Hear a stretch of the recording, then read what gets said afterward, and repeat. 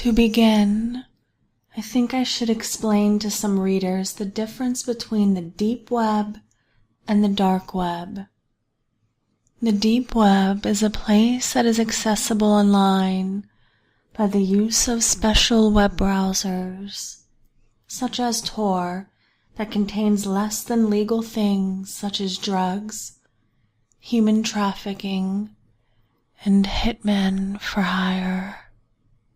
The dark web is pretty much everything that is no longer available by conventional means, such as military websites and other sites that have not been incorporated into the current internet architecture.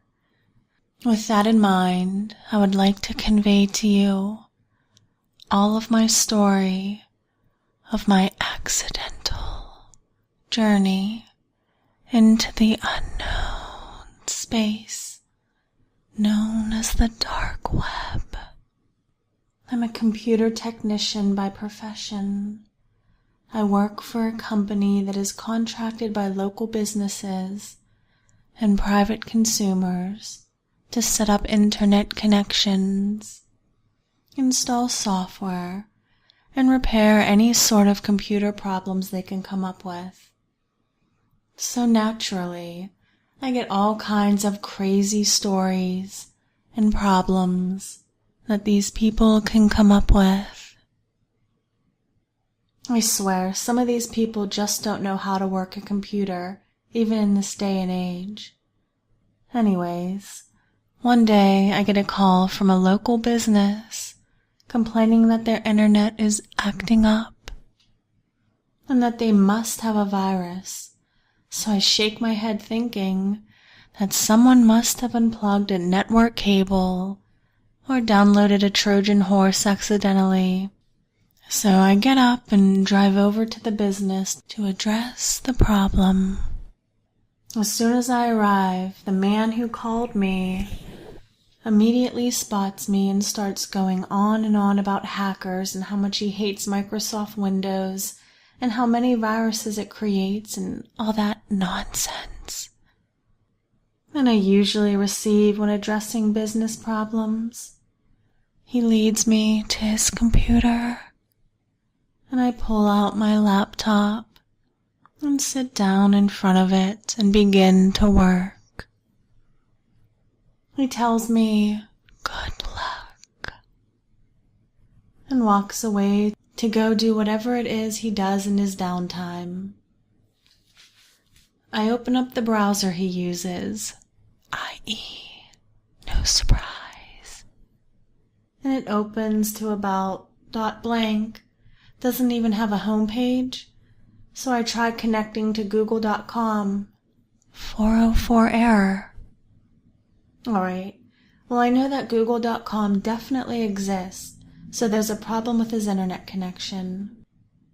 I open his network and sharing center to see if I can use the built-in troubleshooter to diagnose the problem, but I give myself a well-deserved facepalm when I see that he isn't connected to any network at all. So I search for networks and find a few wireless connections for him to connect to. They're all WEP encrypted, and I'm almost positive that he doesn't know the key, so I break out my laptop and run a WEP cracking tool to get his computer up and running again.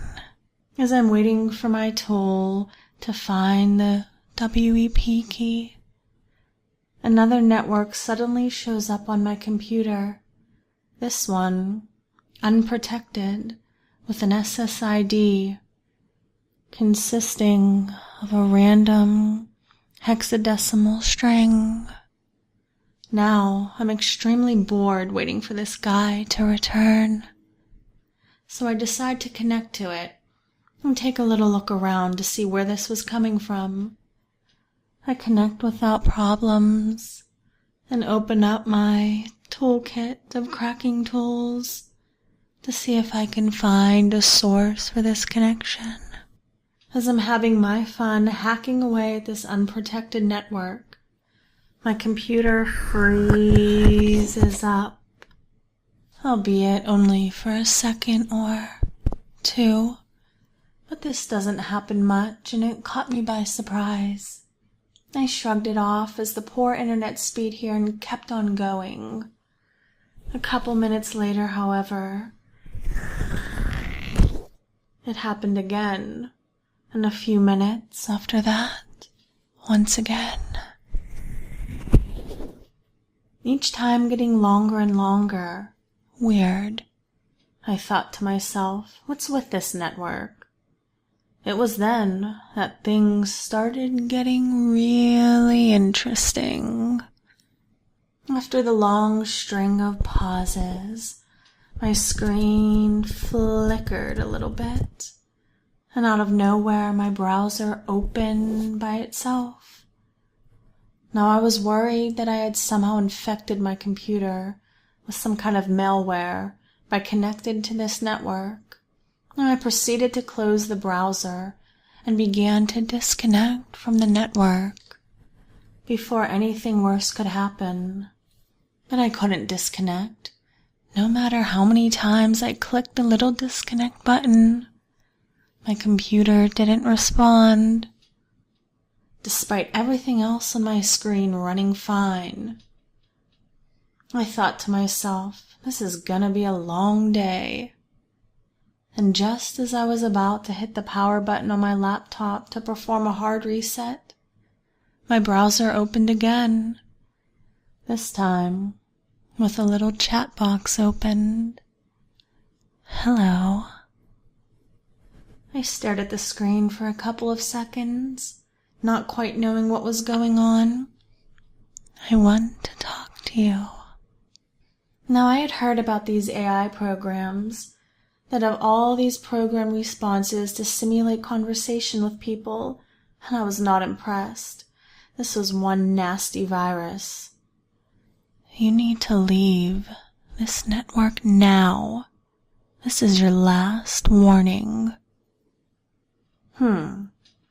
Maybe an automated security program designed to keep hackers out. I'll have to admit, I wasn't impressed with it. I had never seen anything like this before. I'm telling you one last time, leave now. I don't know what made me do it, but I responded to the program. Or what? The next response scared me more than anything in this world ever has. The program began listing information about me. My name, address, telephone number, credit card information, my parents' names, their addresses. My heart sank in my chest, and all of the color immediately left my face. I couldn't move. I just sat there paralyzed with fear. But what came next was even worse. Don't look at me like that. My webcam was on. You really shouldn't stare. You might see something you regret. Suddenly, the most horrifying images you could ever imagine flashed on my screen.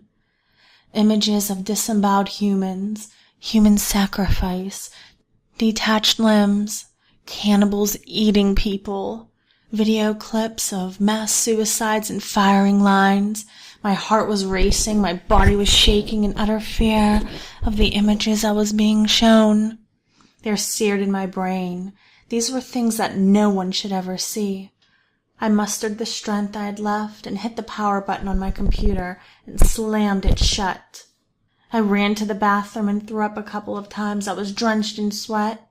I could barely compose myself. It took me about 20 minutes to go back to my computer. Even then, I had a hard time getting near it. I looked over at my client's computer, and it was connected to the wireless network I was cracking earlier. It was working fine now.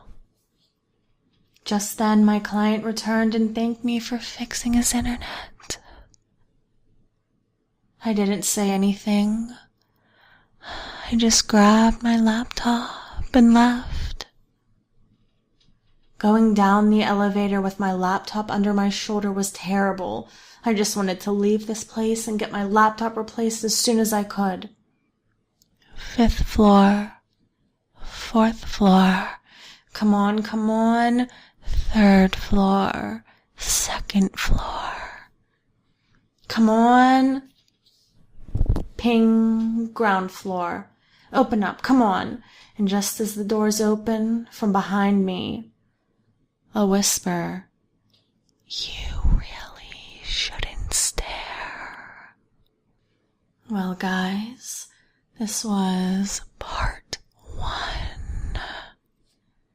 If you are interested in hearing me continue this multi-part story, leave a comment down below letting me know. And make sure to subscribe to my channel.